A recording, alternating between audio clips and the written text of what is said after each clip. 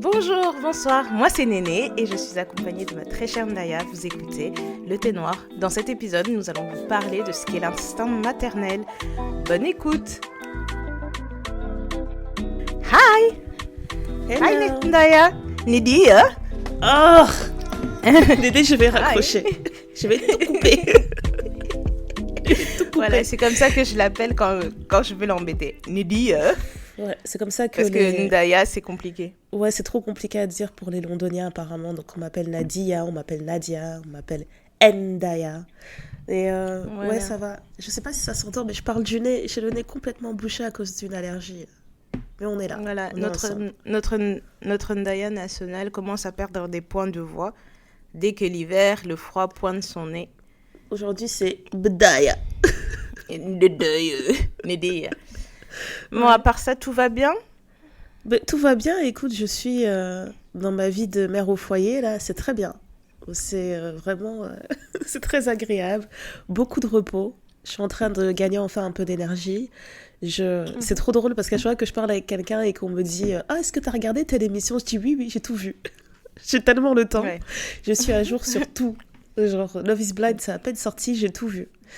Ouais. J'ai commencé Love is Blind Habibi, j'ai commencé Love is Blind... je sais plus ce qu'ils sont aux US, mais la nouvelle saison des US. Je suis à jour. J'ai vu trop de choses. C'est trop un d'informations dans ma tête. point de tension. C'est un point de tension entre Ndaya et moi parce que, pour être tout à fait honnête, dans tout mon entourage, j'étais la première personne à regarder Love is Blind il y a maintenant 4 ans quand c'est sorti pendant le Covid et j'ai converti les personnes une à une. Et maintenant, vraiment, toutes ces elle a personnes... milité. Elle a répondu la bonne nouvelle. Exactement. Et maintenant, toutes les personnes à qui j'ai fait découvrir cette émission, tout le monde la regarde avant moi. On ne m'attend même plus pour faire, tu sais, des watch parties où on serait là en train de les regarder ensemble, en train de partager.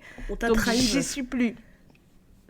Non, mais toi, Vraiment. t'es encore la spécialiste. Parce que toi, t'es hardcore, t'as regardé tous les pays. Tu vois, quand j'ai fini les récents épisodes là, des US, je me suis dit, tu sais quoi, Léna m'a toujours parlé du Japon, je vais essayer le Japon. J'ai regardé un épisode, j'ai dit, au secours, c'est nul. Ah oui.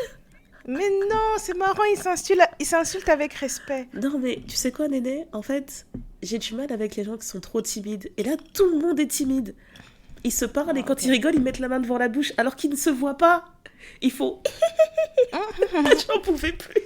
Mais moi, je te dis, c'est une vraie étude sociologique parce que tu remarques C'est que, vrai. En fait, l'émission n'est pas juste appliquée bêtement dans chaque pays, elle respecte aussi les codes de chaque pays. Même le set est adapté à chaque pays.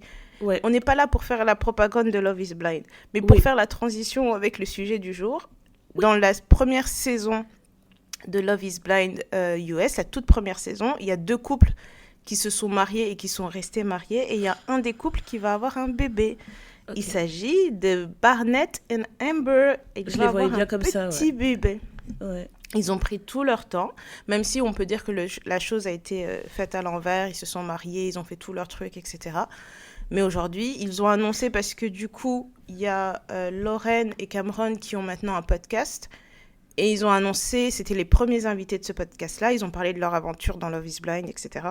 Et ils ont annoncé qu'ils étaient bébés. D'ailleurs, pour les gens qui aiment beaucoup les Love is Blind, regardez l'interview de Barnett, Amber, Cameron et Lauren. Parce qu'en fait, je pense que le NDA a expiré et que du coup, ils disent tout. Tout sur les producteurs, sur comment ça s'est passé le tournage. L'interview est longue, mais je trouve que c'est hyper intéressant de voir l'envers du décor. Et le truc que j'aimais bien par rapport à ça, c'est que la première saison de Love is Blind, c'était vraiment comme c'était la parle plus pure. Comme les scientifiques, c'est une saison avec un double aveugle. C'est-à-dire que nous, le public, on ne savait pas à quoi s'attendre, et les gens qui étaient dans la mission ne savaient pas à quoi s'attendre. Après ça, peut-être jusqu'à la 2e, 3e saison, je pense que ça a été comme ça parce qu'ils ont dû shooter plusieurs saisons en peu de temps, finalement. Oui. Parce que je pense qu'ils font tous les 4-6 mois, ils sont en train de shooter, donc tu n'as pas le temps. Je pense qu'à partir de la 4e saison, les gens avaient déjà conscience de ce que c'était Love is Blind. Mais Ouais, Voilà, donc tu t'attends puisque... exactement à ce que certaines choses se mettent en place, etc. Il n'y a plus l'effet de surprise, Oui, donc oui, c'est sûr, t'as plus le même affect tu quand vois. tu regardes. Mais vraiment, il y a une chose que j'ai comprise, hein, c'est que peu importe le pays, j'ai besoin de voir des gens qui sont beaux. Parce que tu te rappelles Oui. l'émission sur TF1, L'amour est aveugle? Et ben justement, Mhm. ils faisaient exprès de mettre des gens qui étaient pas spécialement avec les meilleurs attributs physiques pour justement Mm. pousser l'expérience jusqu'au bout en se disant, ben, vous allez vraiment tomber amoureux que sur ce que vous vous dites, et quand vous allez vous voir, vous allez être déçu. Et la question, ce sera, est-ce que je reste malgré la déception physique? Alors J'ai que là, jamais on est bien regardé cette d'accord. émission. Ouais, non, mais c'est une émission, c'est vraiment pour faire du mal aux gens. Parce que souvent, moi, je trouvais qu'ils faisaient exprès de prendre des filles, justement, qui avaient les bons attributs physiques et de prendre des mecs qui étaient vraiment en bas, on va dire au bas de l'échelle, pour créer Ok, justement cet effet de choc quand ils se rencontrent. Donc c'était vraiment en ok. télé-poubelle. Mais Mm. dans Love is Blind, t'as bien conscience que quand ils font le casting, ils font un casting un peu premium, tu vois. Et ça, ils s'assurent en fait que Ouais. tous les gens soient assez attirants, etc. Enfin, c'est des gens Mhm. que t'as envie de voir à la caméra. Et maintenant, Mm. c'est là que je me suis rendu compte que j'étais archi superficielle. C'est que arrivé au Japon, j'ai vu tous les prétendants des deux côtés. J'ai dit, ouais, ouais. Je sais pas à qui m'attacher, je sais pas quel couple je vais trouver mignon. Genre, j'étais pas, Ouais, ça m'a pas prise comme ça en fait. Alors que sur ouais, Love is c'est ça. Blind Habibi, franchement, les gens sont beaux, les gens sont apprêtés. Et ce que j'ai trop aimé, c'est que ils ont vraiment un attachement au parfum. Je trouve ça trop drôle. Quand ils se font des Ah ouais? cadeaux, c'est genre, ils se donnent un truc et ils disent, j'ai mis mon parfum dessus. Et à un moment donné, il y a un gars, il sent le parfum et il dit, ce parfum, il est nul. Genre, What? tu sais, c'est tellement important pour eux l'odeur, ça m'a trop fait rire. Je me suis Mm. dit, ouais, on va bien s'entendre, vous et moi. Non, vraiment, le Habibi, il est Exactement. trop intéressant. Ok, ben moi je pense que j'ai... Non, mais c'est pas je pense, je sais que j'ai regardé que le premier épisode et ce qui m'a choqué, c'est que j'ai l'impression qu'il y a un ou deux hommes dedans qui ont abusé de la chirurgie esthétique. Il y a On deux dirait, hommes là, ouais. quand j'ai vu leur visage, je me suis dit, ça ressemble vraiment comme si ils ont... Et je suis contente de voir que c'est pas juste l'apparat des femmes. Je suis contente qu'on nous montre aussi qu'il y a des hommes qui font très très attention, mais et c'est effectivement ce que tu dis sur le premier, enfin, l'importance de l'apparence, etc. dans ce truc, c'est il faut des gens qui passent bien à la caméra, tu vois. Et les standards de beauté en fonction de là où tu te trouves sont toujours complètement différents. Mais Tout j'étais à fait. contente de voir que autant les filles et les garçons, en tout cas dans le premier épisode que j'ai regardé, tout le monde fait très très très attention. Oui, Ok. bah écoute, moi je vais continuer Habibi. Franchement, j'ai beaucoup aimé. Et j'ai beaucoup aimé aussi la pudeur. Tu vois, je me demandais, est-ce qu'ils vont aller jusqu'au bout quand les gens se voient? Est-ce que ça va s'embrasser, etc. Mais non, c'est vraiment très pudique. Ça se fait des petits câlins et puis ils font. Et les garçons, ils font un bisou sur la main de la fille et puis fin, quoi. On se dit, ok, on se retrouvera Et chez les parents. encore, Voilà, en- c'est ça encore qu'on une veut. fois, les différences culturelles, parce que quand tu vas au Brésil ou au Mexique, là, les gens, Mon ils Dieu. s'attrapent la bouche. Au Brésil, les gens Ils se sont s'attrapent, mangés. C'était effrayant. C'était vraiment effrayant. franchement. Et donc, tu m'as dit quoi? C'est Love is Blind Atlanta qui arrive. Alors là, Ouais, j'ai vu les appels de bordel. casting pour Miami, Atlanta. Le casting de Love is Blind France est fermé. Donc ça veut dire qu'ils ont trouvé tous les candidats, ils vont commencer à tourner. Euh, En plus, quand je parle de ça, vous allez croire que je suis une stalker de Love is On Blind. dirait, Mais pas non, du elle tout. travaille là-bas. Elle travaille là-bas, Franchement. c'est bon. Mais les infos viennent à moi. Je pense que mon téléphone, puisqu'il m'écoute, il Voilà. sait très bien quoi me proposer dans mes fils d'actualité, dans tout ça, parce que j'ai même pas besoin d'aller chercher l'info, tu vois. C'est ça, ton téléphone, c'est une bonne copine en fait. Très bien. Exactement. Et donc, du coup, bon, après, il y a dans toutes les saisons, au Brésil, je pense qu'il y a eu un couple qui a eu un bébé. Au Japon aussi, je pense qu'il y a un des couples qui s'est marié qui a eu un bébé. Donc là, on Ok. vient de me dire que aux US, il y a un couple qui a eu un bébé. En Suède aussi, il y a un couple, je pense, qui a eu un bébé. Enfin, il y a eu beaucoup d'histoires parce que c'est aussi ce que les gens attendent. Ils se disent, oh, bah, ils sont allés dans Love is Blind, tout le monde va avoir des bébés, il va avoir le baby boom de Love is Blind. Ça veut pas dire forcément que tout le monde a envie de faire un gosse, hein. C'est ça, moi je pense qu'ils ont aussi besoin d'apprendre à se connaître. Et justement, puisqu'on est en train de parler du fait d'avoir des enfants, le sujet de l'épisode du jour, c'est ce qu'est l'instinct maternel. Oui. Est-ce qu'on l'a? Est-ce que c'est quelque chose d'inné? Est-ce que c'est quelque chose qui s'acquiert? Est-ce que c'est un mythe? Est-ce que c'est un peu comme la légende de la licorne? comment nous, on se positionne un petit peu par rapport à ça. Donc, bêtement, quand on tape sur Google, il y a deux définitions qui s'opposent. Alors, je sais que Wikipédia, c'est pas toujours une source sûre, mais on va citer Wikipédia. Quand tu tapes instinct maternel sur Google, pour Wikipédia, ça se traduit par amour maternel. Et donc, pour l'amour maternel est un sentiment que ressent une mère pour son ou ses enfants et qui contribue à l'attachement de la dyade mère-enfant. Ce sentiment est souvent considéré comme le moteur des attentions de la mère, veillant à la protection physique et morale et à l'éducation de ses enfants. Et alors, la première définition, autre que Wikipédia, c'est la définition de Magic Maman, qui dit qu'est-ce que précisément l'instinct maternel. Et ils le définissent comme c'est l'expérience vécue dans l'observation de sa propre mère, des mères de sa lignée ou des femmes qui nous entourent. Alors ça, vraiment, j'aurais jamais imaginé. Ouais. J'aurais jamais imaginé de définir l'instinct maternel comme ça. C'est vrai, mais ça pousse à réfléchir quand même, parce que quand tu réfléchis à la théorie des traumas générationnels, je pense que les bonnes habitudes comme les mauvaises habitudes, tout se transmet et tout est le fruit de plusieurs générations qui sont passées avant toi, en fait. Je pense que... Exactement. En plus, c'est marrant, j'en parlais hier avec mon mari qui me disait une identité, pour lui, une identité, elle se forge sur 3 générations. Tout va être lié aux 3 dernières générations qui sont à la source de ton existence. Et je pense qu'il y a un peu de vrai dans tout ça, donc sur le coup, quand tu as lu la définition, je me suis dit, mais de quoi il parle ? Je ne comprends pas. Pour moi, instinct maternel, je pense plus au fait d'avoir naturellement ce besoin de protéger ta progéniture ou quelque chose comme ça. Et ça s'arrête là, en fait. Ah, pour toi, c'est juste la protection ? En tant que congolaise que nous sommes... Toi, c'est juste la protection. Moi, tu vois, ce qui est drôle, c'est que quand on me parle de l'instinct maternel, c'est pour moi le fait d'avoir envie de devenir mère et de se dévouer pour ses enfants. Oh, donc il y a aussi le désir de maternité. Pour moi, ça rentre dedans parce que je me dis, même s'il y a beaucoup de façons d'être mère, et je cible pas forcément le fait d'être enceinte et d'avoir des enfants et accoucher un enfant, parce que je pense que c'est pas la seule façon d'être mère. Mais pour moi, c'est vraiment le désir d'avoir un enfant et de vouloir tout donner et tout mettre en œuvre pour que cet enfant puisse accomplir ce qu'il a envie d'accomplir. Donc, ouais, c'est vrai, parce que moi, je pensais que l'instinct maternel, on partait tout de suite du principe qu'on parlait de... Tu sais, dès que tu deviens mère, il y a ce truc qui se débloque en toi. Donc, c'est pas pour moi, ça se débloque un petit peu avant. Ça va aussi avec le désir d'être mère. Parce que pourquoi tu chercherais à avoir un instinct maternel si tu n'as pas envie d'être mère ? Ça, c'est un débat, parce que franchement, je pense qu'il y a beaucoup de gens, Dédé, je m'inclus dedans, qui font des enfants parce qu'ils pensent que c'est l'étape suivante d'un couple. Tu vois, là, on a parlé de Love is Blind. Le Love is Blind, pour les producteurs, je pense que c'est un accomplissement ultime de se dire, regardez, dans notre casting, les couples sont tellement bien qu'ils ont même eu des enfants. Et je pense qu'il y a vraiment ce côté-là de tu te maries, déjà il y a tout ton entourage, la société, etc. qui s'attend à ce que tu passes le cap suivant, donc devenir parent. Et si tu le fais pas, t'as l'impression un peu de stagner, tu vois. Donc je me demande si ça aussi c'est lié, en fait.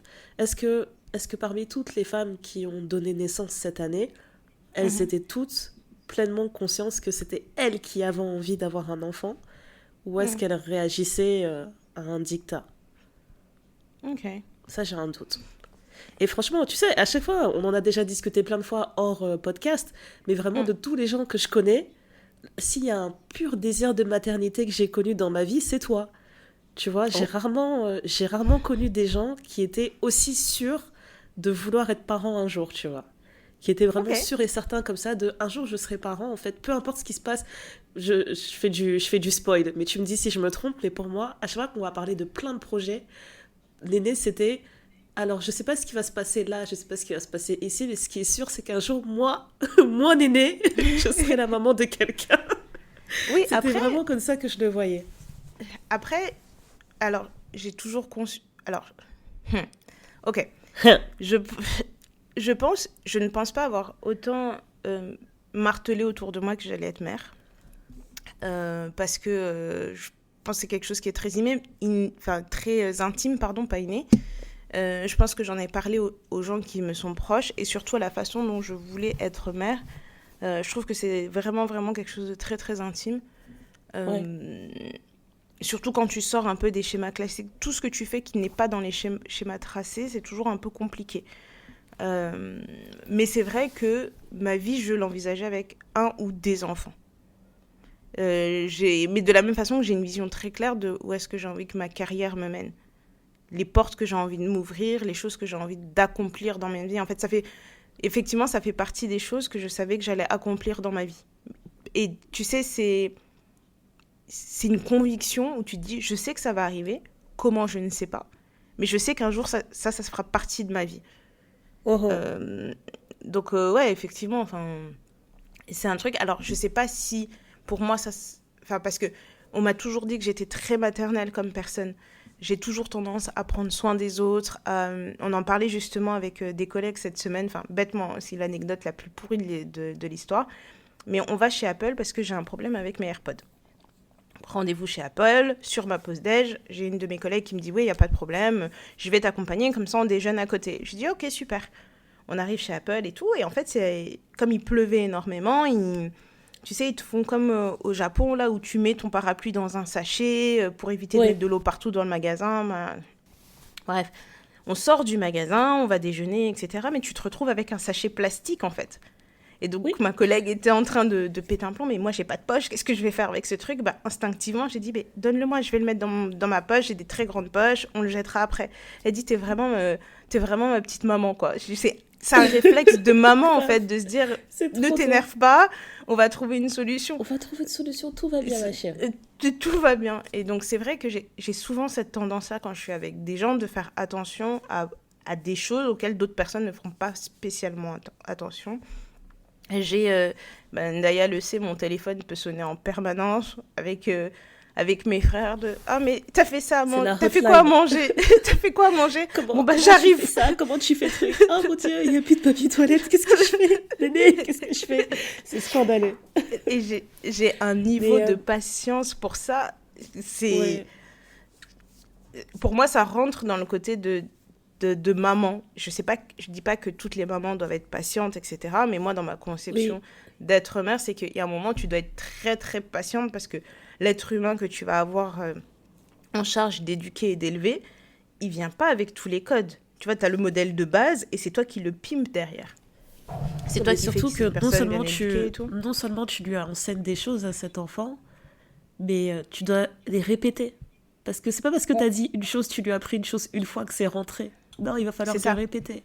Peut-être que dans 2 mois, il aura oublié, tu vas devoir lui rappeler. Oui, ça, c'est ça les codes de la bienséance. Ah, Pète d'accord. et répète sont sur C'est un vraiment bateau. quelque chose. Ah oui, Pète c'est. ton ballot. Qui reste-t-il? Donc, oui, en effet, pour Répète. moi, tu dois absolument être patiente, sinon tu vas pas t'en sortir. Mais ce que je trouve C'est ça. intéressant, c'est que tu vois la manière dont toi tu mènes ta vie, eh ben ça peut. Je trouve pas de traduction en français, mais il y a cette expression en anglais où on dit lead by example. C'est-à-dire que Mhm. tu influences les gens en faisant des choses, en fait. On te voit faire des Mhm. choses et ça te donne envie de faire la même chose. Alors que nous, dans nos familles, quand on nous éduque, on nous dit plus tard tu seras maman, tu devras faire ça. Plus tard tu seras l'épouse de quelqu'un, tu devras faire ça. Et moi, quand Exact. j'entendais ça, mais c'est vraiment genre ça me dressait les poils et je me Mhm. disais mais non, en fait, non, je serai pas comme ça parce que je serai la femme de quelqu'un. Je serai pas Mhm. comme ça parce que je dois devenir mère. Je le serai parce que c'est ma nature ou parce que j'en aurai envie. Et c'était vraiment insupportable d'entendre toujours ça. Donc peut-être que j'ai été à l'encontre de l'instinct maternel parce que on me martelait tout le temps la même chose de Mhm. une femme doit être comme ça. On me disait toujours en lingala, moi si Azalaka Boye, moi si Azalaka Boye. Et ça me rendait malade quand ma mère elle me disait ça. Je disais non, C'est ça. il va chier pas une femme alors. C'était Jamais dans incroyable. l'excès, Ndaya, c'est ça qui est bien. Ouais, pour moi j'avais besoin qu'il y ait une explication plus profonde que ça en fait. Tu peux pas me dire Mhm. juste ouais tu fais ça parce que t'es une femme. Et en plus comme moi j'ai pas eu le comparatif, j'ai grandi dans une maison où on est 5 sœurs. Et ben Mhm. j'ai pas eu le comparatif de qu'est-ce que t'aurais dit si t'avais un fils, tu vois. Ouais. Donc pour moi tout ce qui m'était martelé comme ça, je me disais je suis sûre que ça c'est juste nous qui subissons ça, j'en suis certaine. Et j'ai et après je sais qu'il y a des hommes qui existent qui ont été élevés comme ça, mais je trouve que c'est vraiment rare.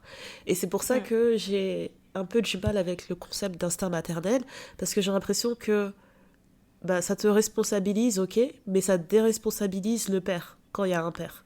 Je trouve que ça te Mhm. déresponsabilise complètement et que si cette personne, naturellement, elle se sent pas devenir parent, et ben elle va Mhm. se dire, je peux très bien rester de mon côté, personne m'en voudra en fait si je prends pas ce rôle au sérieux parce que bah, je suis pas une mère, quoi, j'ai pas l'instinct maternel, moi c'est pas normal.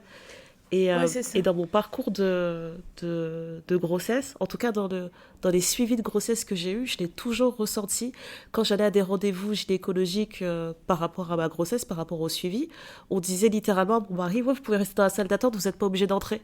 Et il les regardait genre, Mhm. bah, je suis quand même le père, donc oui, j'aimerais bien rentrer. Et J'ai à fait chaque fois, il regarder. avait droit à ça. Vous n'êtes pas obligé d'entrer, vous pouvez attendre ici, etc. Enfin, c'est incroyable. Le nombre de fois où on lui dit, en fait, t'as l'occasion de fuir si tu veux, t'as l'occasion de pas prendre cette responsabilité, t'as l'occasion de faire en sorte que ça ne te concerne pas du tout. Mhm. Et tu te dis, bah, il suffit de tomber sur un partenaire à qui on n'a pas inculqué la base Mhm. de un jour tu seras père, et il va se dire, ok, bah, je vais rester dans la salle d'attente, je vais regarder un truc sur mon téléphone, bon courage, à plus. Et Allez, c'est on pour ça que s'appelle j'ai eu plus tard. beaucoup de mal avec le concept d'instinct. Pour moi, il y a peut-être quelque chose de naturel qui se déclenche, mais ça s'enseigne. Ça s'enseigne. Moi, je pense que c'est comme toute chose, la méchanceté, la bienveillance, enfin pas la politesse, mais tu vois des qualités qui sont un peu la gentillesse. Je pense qu'il y a beaucoup de choses qui font partie de l'inné et il y a des choses qu'on acquiert avec le temps. Et ce que je trouve très culpabilisant dans cette affaire qu'on doit avoir l'instinct maternel, c'est comme si à partir du moment où tu nais femme, ça veut dire que tu as envie d'avoir des enfants, tu vas avoir envie d'élever ces enfants, tu vas avoir envie de gérer ta vie autour du fait que tu es un enfant. Ouais, Moi, personnellement, je pense que c'est pas une nouvelle si je dis que je suis carriériste. Les gens autour de moi le savent, mais j'ai aussi envie d'avoir des enfants et je viens d'une famille où les femmes ont fait carrière et ont eu des enfants. J'ai une personne dans ma vie que je peux considérer comme un mentor et qui, pareil, a fait carrière en ayant des enfants. Et ça, pour moi, c'était toujours, ça a eu ce côté un peu rassurant parce que je me suis dit, moi, les femmes de ma famille qui ont fait carrière et qui ont des enfants, c'est des femmes de ma famille et tu as toujours l'impression que c'est l'exception. Et quand tu vois quelqu'un en dehors de ton cadre familial qui arrive à réaliser la même chose, tu te dis, ah ok, donc c'est quelque chose qui est complètement possible. Mais j'ai aussi ok.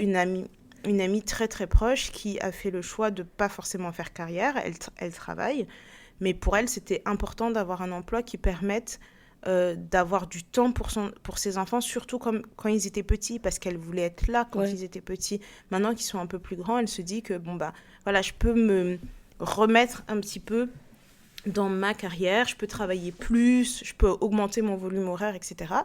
Je pense qu'il n'y a pas de bonne ou de mauvaise solution. Chacun fait en fonction de ce qu'il le souhaite et ce que son cœur lui guide de faire parce que il n'y a pas une formule magique. Il y a Ouais. des formules magiques. Et comme je me le répète souvent parce que c'est très culpabilisant quand tu vas aller travailler, que tu vas avoir des longs horaires, on te dit ah bah t'as pas un enfant, ah bah dis donc tu passes pas beaucoup de temps avec ton enfant, machin, etc. Et toujours un truc Euh, qu'on va dire à la femme. voilà. Le nombre de patrons qu'on Mais a vus qui ont des grandes familles, etc., ça dérange personne hein, qu'il ait cinq ça enfants à la maison. et qui Enfin, passe c'est tous très les bien, il peut rester ses mois, réunions ici. Enfin, jusqu'à c'est ça, 22 heures, tout va bien. ouais, une semaine par mois en dehors du domicile familial parce qu'il est en voyage d'affaires. Ça Toujours, tout vraiment, va bien. ça dérange personne. Mais moi, ce que je me répète tout le temps, c'est cette petite phrase en anglais, c'est Mama knows best. Parce que en Yes. vrai, ce que ce qui va rendre heureux ou heureuse mon enfant, enfin mon enfant, c'est le fait que moi je sois bien, que l'enfant se retrouve dans un environnement qui est équilibré. Et mon équilibre peut paraître complètement déséquilibré pour la personne à côté, mais c'est notre équilibre, c'est ce qui nous permet de fonctionner. Ça ne veut pas dire que tu vas louper les choses importantes de la vie de l'enfant, ça ne veut pas dire que euh, tu vas être plus distante avec l'enfant. Il y a plusieurs façons de créer un lien avec un enfant. Parce que moi, j'ai beaucoup entendu dire, quand j'étais plus jeune, c'est une fois que tu seras enceinte, tu vas le sentir dans ton ventre, tu vas être trop heureuse, la grossesse, ça va être merveilleux, l'enfant va naître et tu vas avoir comme si les anges qui vont descendre et qui vont jouer de la harpe, on Ils va te vont mettre l'enfant chanter et sur tout, ouais. toi et là tu vas sentir une connexion Tu es instantanée. mère, Tintin. tu sais, un grand Le teasing de statut malade. ultime, mère suprême. Franchement, genre le teasing de malade. Et finalement, Ouais, quand je regarde autour de moi, mes amis, mes cousines, etc., qui ont eu des enfants, bah, la moitié du temps, voire un peu plus souvent que la moitié du temps, enfin, ça n'a pas été instantané en fait. tu souffres. Je, Ouais, je vais pas être dramatique, on va dire la moitié du temps. Une fois sur deux, c'est ah, j'ai tout de suite senti que c'était machin. Et puis l'autre fois, c'est en ouais, vrai, ça m'a pris 3 mois, 6 mois, un an où je me suis rendu compte vraiment que j'étais sa mère. 2 ans parce que il y a toute la balance hormonale qui est perturbée. Il y a la responsabilité que tu te prends dans la face de dire en fait ce petit ouais. être dépend complètement de moi. Donc ça c'est un truc, voilà. Tu as tous les postpartum, les baby blues, tu as les tempêtes que tu peux traverser après avoir eu un enfant, les complications médicales que tu peux avoir vécues en ayant eu un enfant. Et Ouais. si tu as choisi d'avoir un certain type d'accouchement et puis finalement l'accouchement ne se passe pas comme tu l'avais imaginé, c'est aussi un choc. Il y a tout le côté où par C'est exemple tu vrai, t'es mis dans si au la... final tu voulais accoucher naturellement et que tu te retrouves avec une césarienne d'urgence, il y a beaucoup de personnes qui ont eu des césariennes d'urgence qui te disent bah j'ai pas l'impression d'avoir accouché, j'ai pas l'impression d'avoir été au bout dans le fait de donner la vie, etc. Enfin, il y Exact. a tellement de Parce choses comme qu'on ça qui vont avoir un impact, c'est vrai. comme on te donne un schéma de comment devenir mère, tu as aussi De le projet côté de où toi, naissance, ouais. tu t'es dit, oh, bah, moi, dans ma vie, je serai enceinte. Malheureusement, tu n'arrives pas à être enceinte. Donc, du coup, tu te retrouves à faire un parcours soit de PMA, soit un parcours d'adoption qui peut être très, très long, ça peut être très, très lourd. Et tu peux te dire, bah, j'ai pas vraiment l'impression d'être la mère de cet enfant, etc. Euh, Comme sur les réseaux, on voit beaucoup de vidéos de personnes qui changent leur famille. Par exemple, je suis tombée sur une vidéo d'une jeune fille en fait qui aux États-Unis allait récupérer son diplôme et en fait elle n'avait pas prévenu son beau-père parce que enfin, sa mère elle l'a eu avec un homme qui ne fait plus partie de leur vie et en fait elle n'avait pas prévenu son beau-père qu'elle allait prendre son nom. Et quand ils l'ont Ok. appelé pour lui annoncer son diplôme, ils ont annoncé son nom avec le nom de son beau-père à la fin. Et Oh. le mec s'est mis à pleurer. Et c'est pour ça que je trouve ça très culpabilisant quand on parle d'instinct maternel, instinct paternel, comme si ça Ouais. devait devenir automatique, alors que je pense qu'il y a quand même une partie de choix. C'est comme quand tu décides d'être avec quelqu'un, de vivre ta vie avec quelqu'un, d'avoir des enfants avec cette personne, etc. Pour moi, il y a un côté de choix où tu te dis, bon, même si aujourd'hui j'ai envie de te mettre dans un mur, je te choisis Ouais. quand même, tu es la personne avec qui j'ai envie de continuer dans mon chemin de vie. Et pour moi, l'instinct maternel, je pense qu'il y a une partie d'inné, mais ça s'acquiert aussi parce que tu ne seras pas la même maman en fonction de ton enfant. On n'a pas le même parent, tu vois. Toi qui as 3 enfants, tu es pas la même maman avec ton aîné qu'avec la deuxième, Oh, qu'avec le pas du troisième. tout. Pas du Parce que tout. au moment où ils sont arrivés, tu étais une personne différente. Ils ont des personnalités différentes qui font forcément ressortir des choses chez toi. Et tu vois, moi, on peut dire aussi que j'ai toujours été une très bonne tata. Tout le monde me dit que je suis vraiment une bonne tata, etc. Mais tu peux être une très bonne tata et ne pas avoir envie d'être mère. Parce que tu vois, les gens, ce qui se dit, c'est ah, t'es vraiment douée avec les enfants, t'es vraiment une bonne tata. C'est sûr que tu vas être une bonne mère. Il y a des raccourcis qui se font aussi où tu te dis, bah C'est non, variable, c'est vrai. peut-être j'ai juste Moi, envie d'être j'aimais bien tata. l'idée de devenir tata. Quand je suis devenue tata, j'étais très heureuse. Je me disais, waouh, mais c'est trop cool. Je la prends quand je veux et quand elle m'embête, je la ramène à sa mère, etc. Enfin, c'était magnifique. En C'est plus, la meilleure place. ouais, tu sais, t'es très jeune et tout quand tu deviens, bon, je dis en général dans nos familles, hein. Quand tu Mm. deviens tantine, t'es tantine assez jeune, hein. Ça traîne pas. Ça Mm. traîne pas. Tu peux être Donc tantine à j'étais 5 ans. adolescente et ouais, voilà. J'étais adolescente, je m'occupais de neveux et nièces, etc. C'était trop cool à cet Mm. âge-là. Mais à aucun moment je me disais, ah, c'est ma préparation pour quand je serai mère. Pour moi, Mm. c'était vraiment différent. Donc je peux Mm. pas associer ça à l'instinct maternel, mais c'est un concept encore qui me, je sais pas.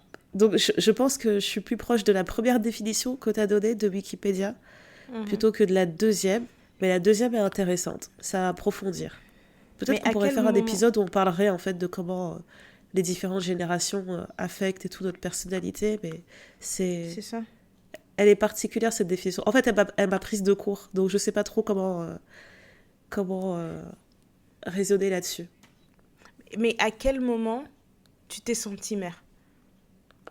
Moi, je me suis sentie, bon, déjà je me suis sentie comme un vaisseau. littéralement, quand j'étais enceinte. Parce que du jour au lendemain, en fait, t'as le choc de tout ce que tu fais, c'est plus lié à toi. C'est attention, il y a un parasite dans ton corps, il faut faire ça. Il faut faire ça pour le parasite, il faut faire ci pour le parasite. Tout ce que toi tu Ouais. fais, personne ne se demande si c'est bien pour toi. C'est juste, oui, mais est-ce que ça va faire mal au bébé? Est-ce que ça va faire C'est ça au ça. bébé? Donc, déjà, en fait, avant même d'avoir un instinct maternel, j'avais la sensation d'avoir perdu mon corps. Il m'appartenait plus. Et si tu vois, t'as ton ventre qui commence à grossir, les gens viennent et le touchent. Enfin, c'est vraiment. C'est lunaire en fait. Ton corps n'est plus à toi. C'est le vaisseau du bébé, on ne voit que le bébé. Et quand la première est née, je me rappelle que la première nuit à l'hôpital, j'ai regardé. En fait, j'étais tellement fatiguée, j'ai pas arrêté de dormir, me réveiller. Et je me rappelle qu'à un moment, je me réveille en sursaut, genre, mais où est-ce que je suis? Et je regarde autour de moi. Je suis toute seule parce que, en plus, ça, il faut que je précise aussi. Moi, je voulais à tout prix que mon mari reste avec moi après avoir accouché. Mais à la maternité, on l'a chassé. On lui a dit, vous pouvez pas rester la nuit. J'ai accouché la nuit et une fois que l'enfant était né, au bout d'une heure, on lui a dit, ouais, monsieur, vous devez partir. Et ça aussi, je trouvais ça choquant, en fait. Tu viens de devenir père, c'est un choc. Il était là pendant tout le travail, etc. Tu vois ton Ouais. enfant et on dit, merci beaucoup, monsieur, pour vous rentrer chez vous, vous reviendrez aux heures de visite. Mais franchement, c'est scandaleux. Et Ouais. donc, la première fois que je me réveille dans la chambre d'hôpital et que je suis seule, c'est pas l'instinct maternel qui me prend, c'est plus la panique. Parce que je me réveille, je vois le petit berceau transparent et je vois un être humain là, je me dis, ouh là là là là là là, qu'est-ce que j'ai fait? Oh, qu'est-ce que j'ai fait? Je te jure, il y avait vraiment What? un moment de panique où je regardais genre, qu'est-ce que j'ai fait? Mais c'est quoi ce truc? C'est quoi ce truc? Et d'ailleurs, il Ouais. faut que je vous mette un lien de l'épisode de Grey's Anatomy. Il y a un épisode que j'adore, c'est vraiment un de mes préférés. C'est quand ils se font tout un film où Christina Young, elle s'imagine avoir des enfants. Et tu la vois avoir son regret de maternité, etc. Et paniquer en fait. Et tu vois qu'il y a un moment où elle regarde Meredith quand elle vient d'accoucher. Elle dit I screwed up, I screwed up. Donc genre elle dit ouais, j'ai déconné, je sais pas ce qui m'a pris. Meredith, elle lui dit non, non, ça va aller, ça va aller. On a tout eu ce moment-là. Et tu vois qu'au fur et à mesure, elle fait des enfants, elle est toujours malheureuse et elle regrette vraiment. Et elle finit par tomber en désamour de Owen, etc. Enfin bref, c'est vraiment un bon épisode, je vous le recommande. Donc peut-être que je vais le mettre dans les recos. Et bref, moi, je regarde ma fille. Et à un moment donné, je me dis, ouais, peut-être que je suis en train de rêver. Et vraiment, le truc ridicule, j'avance dans le berceau et je pousse son pied avec un doigt, genre. Et puis, je vois elle réagir, j'ai dit, oh putain, c'est pas une poupée, c'est vraiment un être humain. Et en fait, C'est ce ça. jour-là, c'est vraiment là que je réalise que c'est ma responsabilité. C'est surtout ça, en fait. C'est que je me rends compte que tout le monde me fait comprendre que c'est ma responsabilité et celle de personne d'autre. Clairement, si je dis quelque chose, son père, c'est comme s'il avait même pas un mot à dire, quoi. Donc moi, Ouais. c'est plus ça le choc que j'ai eu quand elle est née. Et pour moi, c'était pas l'instinct maternel. Mm. Par contre, je dirais que j'ai mis beaucoup de temps à sentir que j'aimais mon enfant. Parce que les Mm. premiers mois et tout le temps où elle était dans mon ventre, je m'occupais d'elle, etc. Mais j'ai pas le temps de me poser et de me dire ah, c'est mon bébé, purée, qu'est-ce que j'aime, ma fille, etc. Non. Mm. Et je sais qu'un jour, elle a 2 mois et demi. Et je regarde mon mari et je lui dis, tu peux prendre en photo avec mon bébé, regarde comment elle est belle et tout, oh là là, ma chérie. Et même lui, il me regarde choqué, il dit, ah, c'est la première fois que tu dis ça. Donc lui-même, Mm. il avait remarqué que j'étais vraiment en mode automatique, je faisais tout Ouais. en...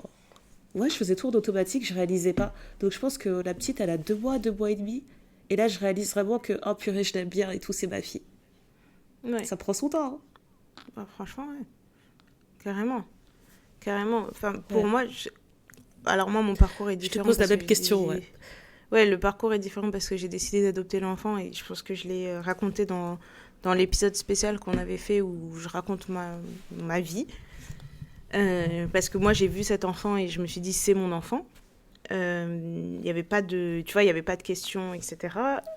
Mais le truc, c'est que tu peux avoir la sensation que tu es la mère de cet enfant, mais pour moi, il y a aussi un sentiment de réciprocité. Parce que tu peux avoir envie de protéger un enfant, tu peux avoir envie d'être là pour un enfant, mais l'enfant te rend aussi ce côté de bah, t'es ma personne en qui j'ai confiance, t'es la personne où je sais que si j'ai quoi que ce soit, je peux aller vers toi, etc. Et donc, du coup, je dirais pas que ça a été instantané parce qu'au début, c'était vraiment très. Enfin, j'ai réfléchi de façon très pragmatique. C'est bon, bah, c'est elle. Maintenant, qu'est-ce que je fais euh, comment je fais? Est-ce que c'est possible que ce soit mon enfant, etc. Je pense que ce qu'on pourrait associer de l'instinct de maternité, à de l'instinct maternel, pardon, c'est de se dire que ça m'a donné une force insoupçonnée de Oui, vouloir me battre pour elle, mais qui a fait ça à mon enfant? Ça, c'était vraiment genre, mais ta phrase qui a préférée, fait ouais. ça à mon enfant? Laissez mon enfant tranquille. Je ne supporte pas qu'on dise qu'elle est têtue. Ça, c'est un truc, ça me met dans des états. Je dis, non, elle n'est pas têtue, elle est déterminée. J'ai... je- Je te vois tu trop vois, aller au front pour dire ça, en fait. C'est trop drôle. franchement, mais après, tu vois, c'est aussi quelque chose où je suis pareil avec mes neveux et nièces. Les gens que j'ai dans mon cœur, dans ma chair, là, il y a personne qui peut Enfin, tu vois, je Mhm, suis très protectrice par rapport à ma tribu. Je suis vraiment une maman louve, quoi. On ne s'approche pas de mon enfant. Tu vois, mhm. genre, tu t'approches un peu trop près et tu commences à faire un peu trop le malin, je vais vraiment me sortir. C'est très animal, en fait, comme instinct. Mais le jour où vraiment où j'ai eu ce sentiment, comme je disais, comme il y a cette réciprocité pour moi dans l'instinct maternel, il y a oui le fait que moi j'ai envie de, de la défendre, d'être là pour elle, de subvenir à ses besoins, d'être sa personne de confiance. Le jour où elle m'a rendu l'appareil, c'est là où je me suis sentie genre, ah ouais, on est dans ça toutes les deux, quoi. On est Ouais. vraiment, on est dedans. C'est un jour, il y avait beaucoup de gens autour d'elle, etc. Bon, petite crise bon, voilà, elle était dans un blues ou je sais pas quoi, et en fait, elle est venue chercher son réconfort chez moi. Et elle s'est Mhm. calmée chez moi. Et ça, là, je me suis dit, ok, elle me fait aussi confiance. Tu vois, le travail que je mets, etc., je me dis, ok, elle a assez confiance pour se dire, bon, dans tous les gens qui sont autour de moi, ma personne, c'est elle. Et là, je me suis dit, ok, C'est c'est bon, elle. c'est elle. Ah, tu vas pas pleurer. et Je donc, te euh, jure. et donc, du Ah coup, là et là. puis après, c'est des petits. En fait, j'ai l'impression d'être sa mère dans des petits moments du quotidien, comme ça, où tu vas voir, elle va se réveiller de la sieste avec la tête en vrac. Il y a toutes ses personnes préférées avec qui elle fait des blagues, avec qui elle s'amuse, etc. Mais elle va venir chez moi. Et tu te dis, ben oui, en fait, parce que je suis sa mère. Ou quand son comportement change, parce que moi, je suis là. Ou, ou tu vois, je vais être là, elle va me raconter une histoire et je peux passer des heures à l'écouter en disant, et oui, et après, t'as fait quoi? Non, c'est pas vrai. Et puis, là, et puis les gens te regardent et disent, mais tu comprends ce qu'elle est en train de te dire? Tu dis, mais oui, en fait, elle a raconté ça. Je Et comprends après, il tout à s'est fait. passé ça. Tu vois? C'est vous qui n'écoutez Et pas. C'est enfin, très vous clair savez ce pas qu'elle bien. dit. Enfin, elle parle très bien pour un enfant de son âge. Mais c'est vraiment ça, en fait. Je pense que, en tout cas, pour moi, il y a le côté bestial que j'avais déjà, même avec mes neveux et nièces, parce que j'ai eu des neveux et nièces dans mes frères très directement avant que ma fille arrive. Donc, j'ai été très longtemps tata. Avant d'être maman. Et quand je dis tata, parce que j'ai été tata de cousins, cousines, de copines, de copains, etc. Mais tata de direct avec qui on partage du sang. J'ai été longtemps avant d'avoir ma fille. Euh, et après, je pense que ça s'apprend en fait. Parce que je m'étais toujours dit, je serais une maman très sévère, je suis très stricte, on fait les choses comme ça, comme ça, comme ça. Et bon, si elle me regarde et qu'elle me dit, t'es belle maman, je vais dire, ah, bon, c'est bon, tu peux prendre un biscuit. Voilà. Tu Voilà. vois? Mais tu Tu m'as vois, bien eu. vraiment, tu m'as bien eu. Mais du coup, tu vois, j'ai conscience qu'il faut que je lui mette un cadre, que je veux pas élever un être humain qui va aller dans la société, qui va faire n'importe quoi dans la société. Mais en même temps, je trouve que la mère que je pensais être est différente de la mère que je suis. Sur des petites choses. Et, et je suis contente de voir ça et j'ai envie de déculpabiliser les gens aussi parce que on aura beau vous dire qu'il n'y a qu'une seule façon d'être mère, il y a une seule façon d'avoir des enfants. Je pense qu'il faut qu'on accepte la pluralité du chemin vers la maternité et on doit aussi accepter que c'est pas forcément inné. Il y a des femmes qui ne voulaient pas avoir d'enfants et puis un jour elles ont un enfant et elles disent bah, en fait je voulais pas d'enfant mais celui-là je le voulais et Oui, avec c'est cette vrai. personne-là, je voulais, ou de cette façon-là, je voulais cet enfant. J'aime pas les autres enfants. C'est juste cet Et enfant. je pense que je préfère même ce schéma-là parce que quand t'es trop, quand ça devient un peu obsessionnel, le fait de vouloir à tout prix être mère, et ben Mm. tu dois faire le deuil de beaucoup de choses après. Parce que Ouais. tu l'as tellement voulu, tu l'as tellement désiré que tu imagines tellement de versions. Et bah, tu vas Exactement. forcément être déçu en fait, parce que c'est la loterie en fait. Tu sais pas comment cet Exact. enfant va sortir. Donc admettons que cet enfant, il soit un peu plus compliqué que les autres, il soit un peu plus têtu que les autres, que Ouais. l'éducation soit plus complexe, qu'il ait une maladie, qu'il ait, enfin, toutes ces choses-là, Ouais. tu tu peux pas trop fantasmer l'enfant en fait que tu vas avoir parce que tu vas forcément être déçu et ça va compliquer votre relation et on se retrouve avec un enfant de plus qui a pas demandé à se retrouver dans des situations compliquées, qui a pas demandé à se retrouver dans une famille qui sera pas équipée pour l'aimer ou pour l'éduquer et ça c'est vraiment c'est ce que C'est je trouve le ça. plus regrettable. Ouais. Pour moi, le lien mère-enfant, il y a une partie d'inné, mais ça s'acquiert aussi énormément. C'est les interactions que tu vas créer avec ton enfant. Parce que les gens qui te disent, bah, tu ne peux pas arrêter de parler avec cette personne, c'est ta mère. Bah oui, mais en fait, si cette personne, elle est toxique dans ta vie, si cette personne, elle est toxique dans ta vie, est-ce que je suis obligée de garder un élément toxique dans ma vie? Non, je suis Voilà. pas obligée, en fait. Il y a aussi cet instinct de préservation qu'il faut avoir aussi. Et, et c'est très... tout le monde a forcément envie de se reproduire. Bah non, pas forcément. J'ai pas forcément envie d'avoir 10 petits êtres partout autour de moi. C'est pas Tout nécessairement. me Après, il y a ressemble à des... tout prix, etc.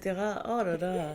Exactement. Enfin, je veux dire, moi, parfois on en riait avec ma mère quand j'étais plus jeune, et même maintenant, pas plus jeune, mais il y a quelques années, et même maintenant on en rit encore. Et elle me dit, tu sais, enfin, moi, pour moi, quand t'étais dans mon ventre, t'étais ma première fille. Elle dit, je t'imaginais avec des cheveux comme ça, avec des cils comme ça, avec des Voilà. fossettes, avec des machins, je t'imaginais grande.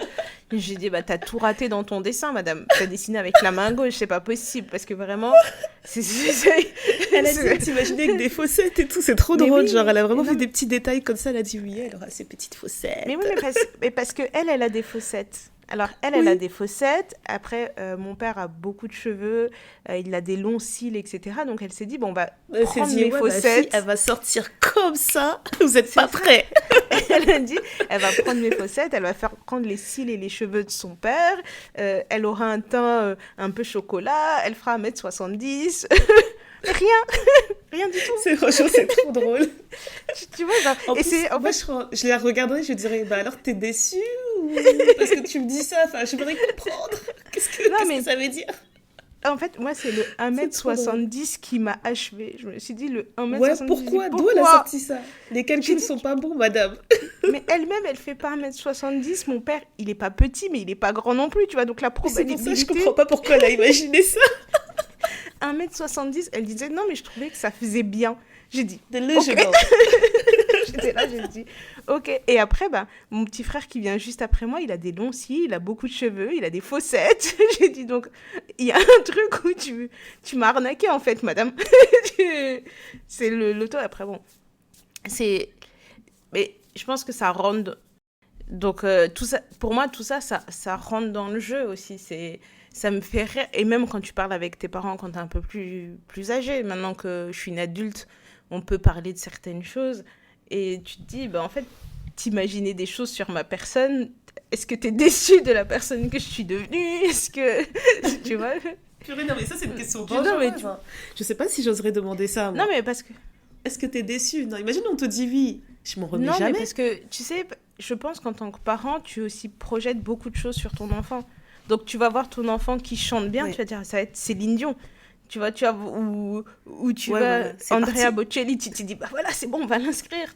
Il joue bien au tennis. Gaël, mon fils, Naomi Osaka. Tu vois, Grave. tu, Tu tu vois vois des... noir. Et après, je dis, bah non, au En final, fait, non. non, Elle je chantonne. suis juste ingénieur en électromécanique, ou je sais pas quoi. Tu dis, ah, il est juste ingénieur. Électrotechnique. Donc, Ouais. en fait, ça fait partie de ces choses. Mais le côté aussi où je me dis, ben, là où, en tant qu'adulte, je ressens aussi que l'instinct maternel que ma mère a vis-à-vis de moi. Autant on peut être en train de se Oui. chamailler l'une l'autre, etc. Autant s'il y a quelqu'un qui m'embête, elle va aller me défendre. Mais C'est exactement ce que j'allais dire. C'est comme ça que tu sais si l'instinct maternel, il tu, est encore là. Est-ce qu'elle a encore envie de faire la bagarre c'est pour ça. toi? Je me, Oui, et je tout me va dis, bah, bien. c'est aussi Oui. une chance à avoir de se dire, bon, en fait, je sais qu'elle sera toujours dans mon corner. Elle va toujours avoir, enfin, pas toujours, mais en tout cas, jusqu'à présent, elle a envie de me défendre. Je pense que je l'ai déjà dit à plusieurs reprises, mais dans mes choix de vie, je pense que dans ma famille, je suis la personne qui va pousser la limite. Mais en poussant cette limite, elle m'accompagne dans mon poussage de limite, même si elle râle, elle me dit, bon, de toute façon, puisque tu as décidé de faire ça comme ça, mais je vais entendre ce que j'ai à entendre, mais elle va laisser personne m'attaquer. Ouais. Et c'est des petites... Maintenant, la question à se poser, c'est ce qu'on appelle instinct maternel. Est-ce que ce serait pas tout simplement être un parent responsable ? Parce que là, on parle du fait d'avoir un parent qui t'épaule, qui te soutient, un parent qui te comprend, parce que c'est lui qui t'a élevé, etc. Donc oui, forcément, il te comprend mieux que le commun des mortels. Un parent qui te protège depuis la naissance, ou du moins depuis qu'il fait partie de ta vie. Enfin, si tu reprends les deux définitions qu'on a eues, au final, on parle juste d'être un parent, j'ai envie de dire presque basique, quoi. Juste un parent qui prend ses responsabilités, en fait, qui prend toutes ses responsabilités. Ce que moi, je préciserais, c'est un parent qui a choisi d'être parent. Oui. Je pense que ça fait toute la différence. Oui. Et tu peux choisir d'être parent à différents moments de la vie de ton enfant. Tu ne choisis pas d'être parent à partir du moment où tu décides d'avoir un enfant. Tu peux devenir parent quand, à 10 ans... Mais à partir du moment où tu en fais le choix, tu prends pleinement tes responsabilités. Pour moi, oui. Complètement. Oui, c'est ça, en fait. Instinct maternel, parent responsable. Parent capable. Voilà, vous avez maintenant votre petite question sur laquelle vous devez réfléchir. Les DM sont ouverts. Vous savez très bien où vous pouvez nous donner votre point de vue sur cet épisode. On est bien sûr ouvert à la discussion et tout ça dans la bienveillance. Il n'y a pas de... On ne prend pas les insultes, les agressions, tout ça. On en parle calmement, de manière réfléchie. Et on écoute les points de vue des autres. On a hâte d'échanger avec vous sur ce sujet parce que c'est quelque chose dont effectivement on parle beaucoup toutes les deux et avec nos proches. Mais on aime toujours avoir des avis un peu différents puisque toutes les deux, nos avis ne sont pas forcément alignés. Mais c'est toujours bien d'aller au-delà de ça. C'est vrai, et puis on a deux parcours de maternité qui sont différents. Peut-être qu'il y a d'autres parcours encore un peu plus intéressants à entendre, donc n'hésitez pas à Et puis le choix de personnes peut-être qui ont décidé de ne pas avoir d'enfants, mais qui pour autant ont l'impression d'avoir l'instinct... Enfin, pas qui ont l'impression, mais qui sentent qu'elles ont l'instinct maternel, mais ont fait le choix de ne pas avoir d'enfants. Qu'est-ce que c'est l'instinct maternel pour vous ? Comment ça se présente au quotidien ? Voilà, c'était Ndaya et Néné qui parlaient un peu de ces choses qu'ils ont dans leur tête, comme d'habitude, une fois de plus. Et maintenant, ma question... Un peu trop raconté. Voilà, encore une fois. Et ma question maintenant, ma chère Ndaya, c'est qu'est-ce qui te rend heureuse en ce moment ? Avant de répondre, déjà, je veux dire merci si vous écoutez encore jusqu'ici. Je suis vraiment désolée pour mon débouché. C'est vraiment dur aujourd'hui. C'est compliqué. Je souffre. J'ai vraiment plein de choses à dire, mais je sens que j'arrive plus à respirer, donc... Parler ou respirer, telle est la question. Alors, ce qui me rend heureuse aujourd'hui, je pense que c'est ce qui se passe en Martinique. Vraiment, ça me rend heureuse. En ce moment, on appelle ça la révolte, mais ouais, je pense que c'est le bon terme, en fait. La Martinique est en colère, et je trouve qu'il y a des colères qui sont saines et qui sont tout à fait valables. Quand tu réfléchis à l'histoire des Antilles françaises et à ce qui se passe même aujourd'hui, le fait que la vie soit extrêmement chère, mais à un stade où il y a certains prix, en fait, entre l'Hexagone et la Martinique, tu te retrouves avec 500% de plus à payer. C'est incroyable. En fait, j'ai l'impression que c'est ces histoires où en fait l'Hexagone essaie de tuer certaines terres à petit feu. Et quand la révolte a lieu, tout le monde est choqué. Oh mais non, c'est pas comme ça qu'il faut demander à être entendu, etc. Enfin, j'ai lu des trucs qui m'ont tellement fait rire. J'ai lu des personnes dire oui, c'est pas comme ça que vous allez vous faire entendre. Et puis pourquoi vous demandez pas juste l'indépendance si vous n'êtes pas content ? Et ça me fait tellement rire en fait parce que tu te rends compte que tu parles souvent avec des gens qui sont pas du tout éduqués, qui connaissent pas du tout l'histoire de la France, qui connaissent pas du tout l'histoire de la colonie. Quand tu regardes les différents moments où certaines terres ont essayé d'avoir leur indépendance, qu'est-ce qui s'est passé ? Je sais qu'il y a pas longtemps dans le podcast on parlait des Kanaks et comment il se passait n'importe quoi là-bas aussi. Enfin, j'ai vraiment envie que les gens fassent appel à leur bon sens. Mais bref, ce qui me rend heureuse, c'est que les Martiniquais se font entendre, se font enfin entendre.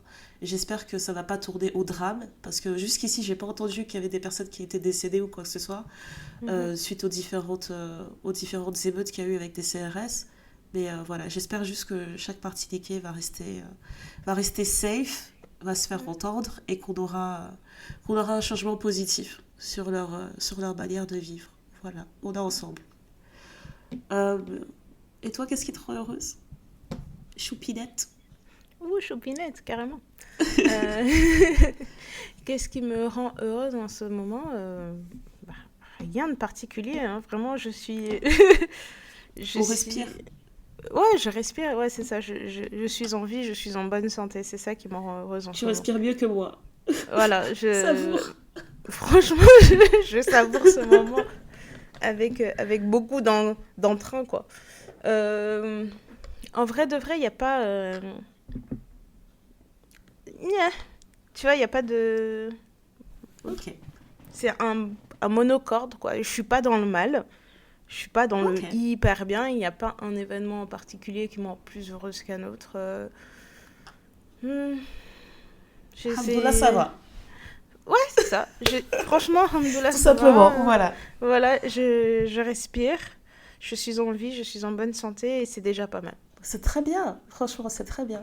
Voilà. On peut pas en dire autant pour tout le monde. Beaucoup de personnes souffrent en ce moment. En tout cas, on Ex- vous envoie beaucoup d'amour, beaucoup de tendresse Si, de ce côté.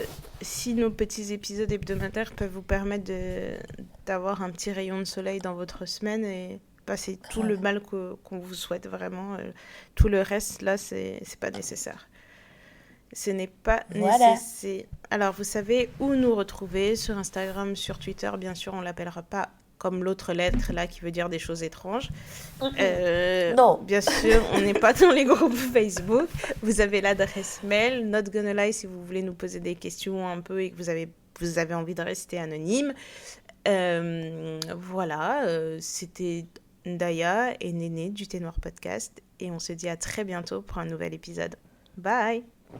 Bye. Oh.